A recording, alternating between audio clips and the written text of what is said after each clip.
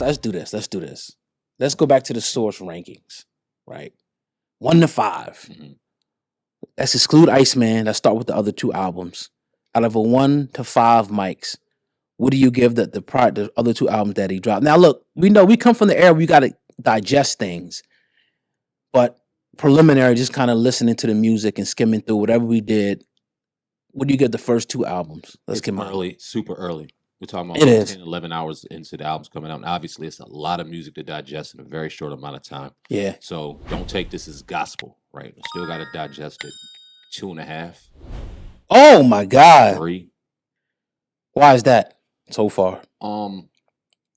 Just because for me, all right, let me go ahead and say this, because in the genre of hip hop and even R&B, there's probably maybe 5 artists living today that will make music and seemingly the world stop when they drop music. And Drake, whether you love him or hate him, is one of them people. He is. Right? He's one of them people. Music, things stop, shit stops, and we talk about that one person and that body of work for probably the whole week, right?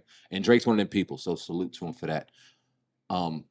When Drake drops music, or one of those 5 people, or one of those elite artists drop music, you put high expectation on that.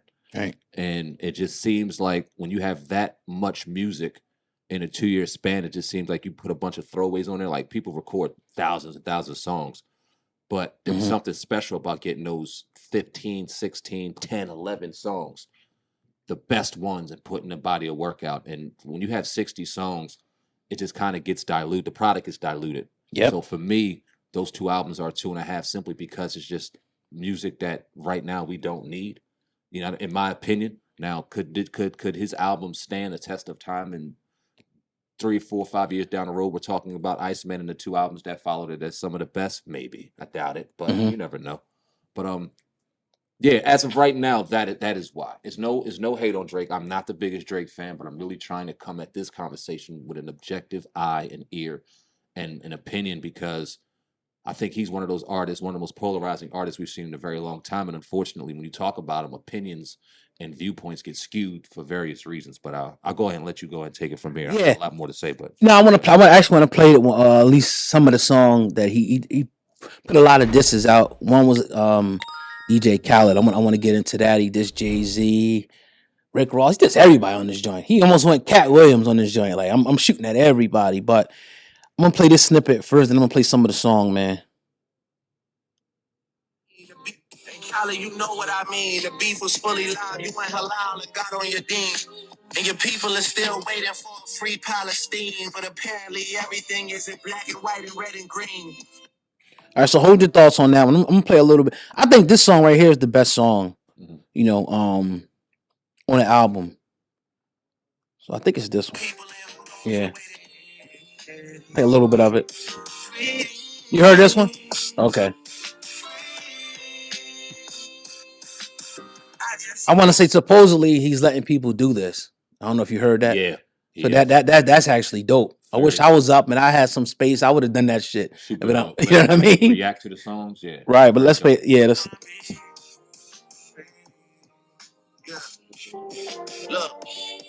Albany Marina, they done served us 100 subpoenas. I done got my shit inside arenas like Gilbert Arenas. I remember lobster ravioli up at Serafina. I was in a dream hotel before I was in a loop like a carabiner. Yeah. The shots are the sweet taste from Wilhelmina, who tell me at the white party, Drake, I love the album, man. Well, I mean, you're kind of genius. And like Dip said, they really mean it. Yeah, I need compliments, cuz lately it's just falling out some disagreements. Industry is really evil. And I face the way they pay me, but it hurts just like the Philly Eagles. LA love the sound, I can play a show for 1 million people. Don't be surprised, you see the whole YMCA just like the village people. These niggas measuring their dick size in millimeters. I rack up a tab in Chanel cause I do buy everything like I'm Middle Eastern. But I realize it's gotta get a little deeper other than me talking about the way I'm flipping dough like Little Caesars. I'm trying to catch one of you boys stargazing in the field like little leaguers. Yeah, and ain't no passes for you crip walk and all of that diss talking kiddo beat it. I'm supposed to be my brother's keeper, so don't make us hit another mother beater. And don't be suddenly eager to hit me up and have no discussions either. Now you gotta plan a meeting with me just like the Russian leader and shake my fucking head in front of other people. Yeah, fuck the chatter. Since 2009, as I climb the ladder, they envy me like Nevada, but it never mattered. My niggas run the phone soon as you check into prison. Your niggas run and talk the hoe for a second opinion. Me, I stood 10 T's and accepted the mission. Cause I much rather death than submission. How can you press the ignition and let some memories of the past affect the decision? I love you cause of the history, but if we being real, I can never forget you.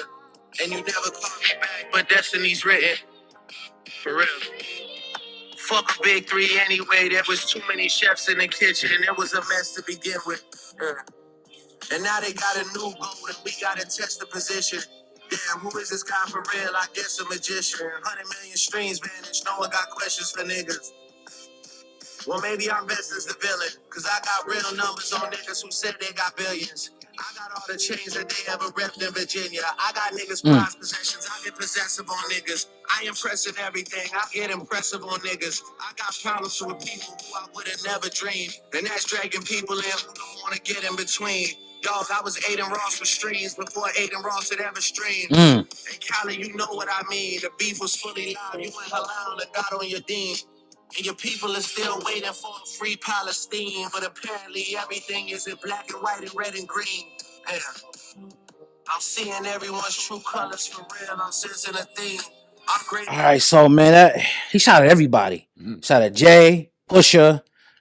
He shot at everybody. Rick Ross. I like that little Aiden Ross. That was dope. You get Aiden Ross and stream for Aiden Ross. That was dope, man. Obviously, the sample, amazing. To me, I like that type of music. I like the soulful type of music. To me, this is the best song of all the albums. Period. What's your thoughts on this one, man? You ain't bob your head one time. You didn't move your head. You just like, man, okay, nigga. What's your thought? I'm gonna give it to. I'm gonna listen to this joint all day, man. Just that song. You caught that, huh? Okay, because God, was he spitting bars? Of course. You a Kendrick fan though, so you. Okay, let me say that too. That's a very important place you put it, because just because I'm a Kendrick fan does not mean I'm a Drake hater. I hate that shit. Word. Because yeah. When Jay-Z and Nas were having their beef, you could say and pick whoever you thought won that battle, but you could still be fans of both artists. You can have your one, you can have your favorite, and you may be able to look at Ether, you may look at Takeover like, oh, fuck that nigga for that song. Right. But you all in totality, you still appreciated the artist's work. So I'm not gonna sit back and go because I like Kendrick and because I'm a Kendrick fan, no doubt about it, that I'm gonna automatically hate on Drake. Not gonna do that. But what bothers me about the song is this. We've heard this cadence and this style on Pound Cake with Jay-Z. We heard it on Take Care. We've heard this song, maybe not the bars, but we've heard this song on every single album he's had. And maybe this is just a linchpin on how he does. It's a dope song. I'm not saying that. Put a dope beat behind it. He's definitely going to spit some metaphors and spit bars. He's a very talented artist. This is what he does. Right. But it's the same shit, bro. Same flow, same cadence. It is. It's we criticize these mumble rap artists for giving us the same shit, and no disrespect, but Drake just gave us the same shit he's been giving us since 2009. Some people find the nostalgia dope and like it and want them to stay with it. Other people kind of fall back looking for more. And I'm one of them people that kind of just sit back looking for more. Another thing that bothers me about just what I heard in that song, and this kind of contributes to him as a person, and I don't know him personally, but kind of how he moves outside of the booth.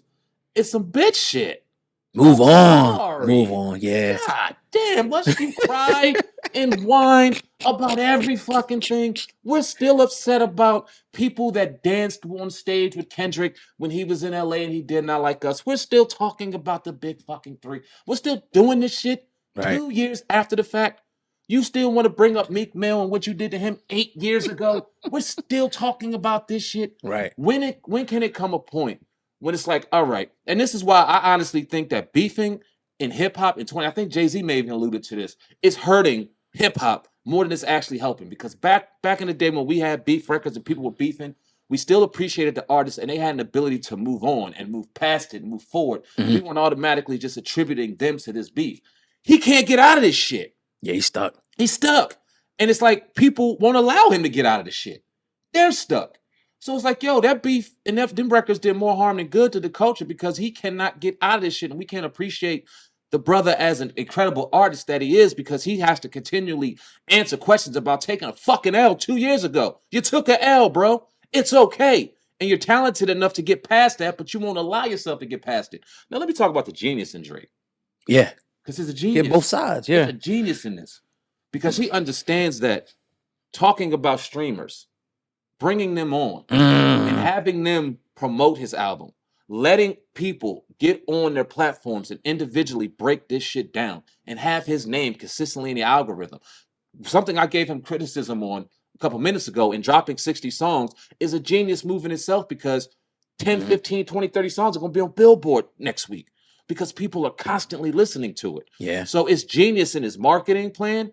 But when it comes to like the actual hip hop and what I'm thinking of and how I'm looking at him and where he's at on the pantheon of greatest, this shit's disappointing me a little bit, bro. Like you constantly you're living in the past, you're living in this shit, you can't get out of it, and you're giving us damn near the same thing you've given us for the last 10, 12 years. So yeah, that's why I didn't bop my head. That's why I'm not vibing to it. Did he say some shit? Yeah, he was spitting bars all through that joint. Yeah. But it's just like, damn, man, like where's the evolution at? Yeah. Where's that? Yeah, well, and I was thinking the same thing. I'm listening to it. I'm like, this shit, I can do this flow. Like, so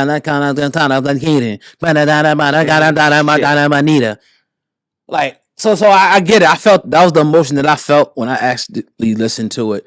But let's kind of